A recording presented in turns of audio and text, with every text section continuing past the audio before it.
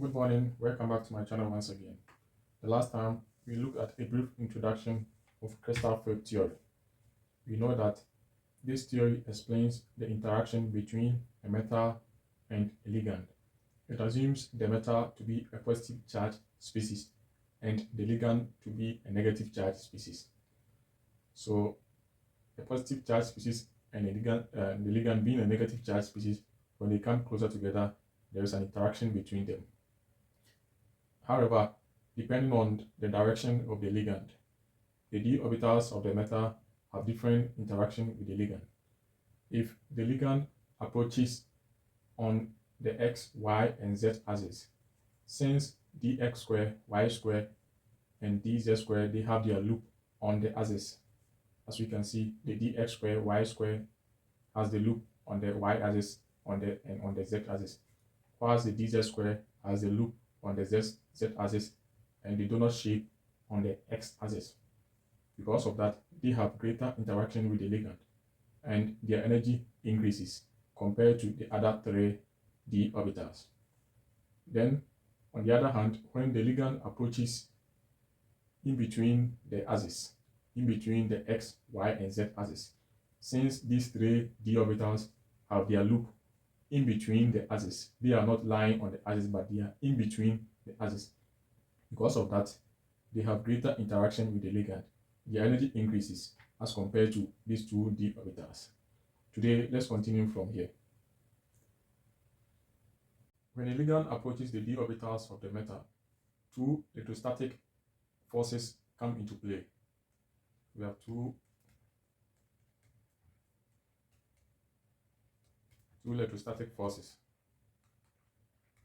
Already we know that the metal is positively charged species according to crystal field theory, and the ligand is negatively charged species. Because of that, there is an attraction between them.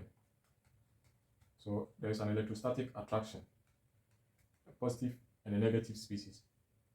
Then, since the d orbitals of the metal have electrons in them, since the approaching ligand also have electrons in its orbitals, the electrons are negatively charged. Since electrons are negatively charged, when the electrons in the metal and the electrons in the ligand come closer together, there is a repulsion between them due to two negatively charged species. So we also have an electrostatic repulsion. So a repulsion occurs between the electrons in the metal and also electrons in the ligand because two negative charged species come closer together. And an attraction occurs between the metal and the ligand because the metal is positively charged and the ligand is negatively charged.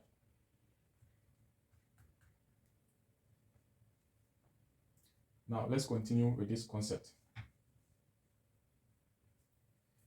We have two types of ligand.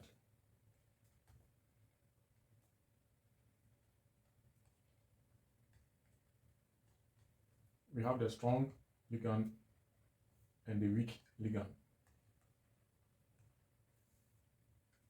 A strong ligand approaches the d orbitals of the metal very strongly. Therefore, the attraction increases. Attraction between the d orbital and the ligand orbitals increases, as well as also the repulsion between the d orbitals and then the ligand orbitals also increases. Due to an increase in repulsion, it causes a very large splitting between the dx square, y square, z square, and the dxy, xz, and then yz.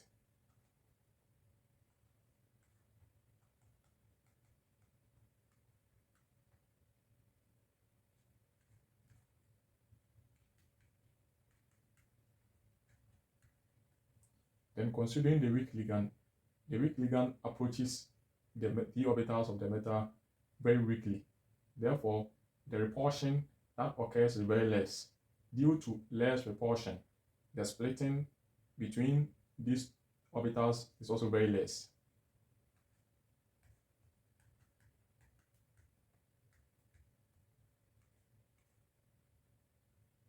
Sorry. Let me use a different color.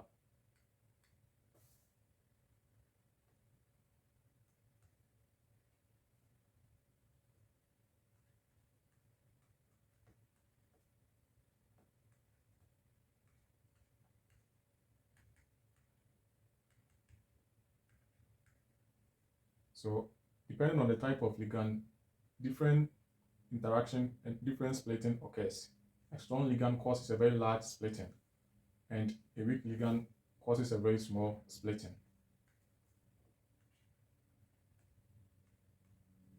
So when we take an example, if we consider that the d orbitals have electrons in them, let's take d6 as an example. When we take a d orbitals without a ligand approaching, they all have the same energy.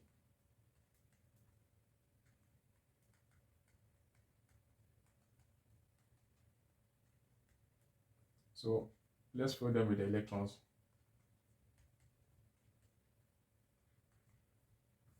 But when we take into account a strong ligand, since a strong ligand causes very large splitting, it is difficult for an electron to be in these two orbitals because it requires higher energy to move an electron from here to here. And also, since these orbitals are very high energy, they are quite unstable. Therefore, under a strong ligand, the electrons prefer to pair up in these orbitals.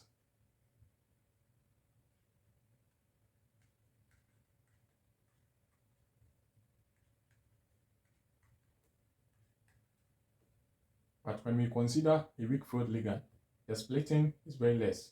Therefore, it is easy for an electron to move and occupy these orbitals.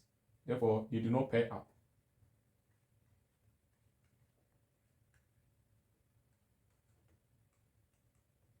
So remain one electron, then we can pair up here.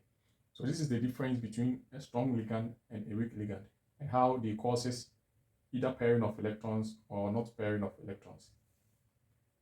We call these two set of orbitals now with the same energy, the Eg, and these three set of orbitals with the same energy, the T2G. So the same thing here, Eg and T2G. Thank you.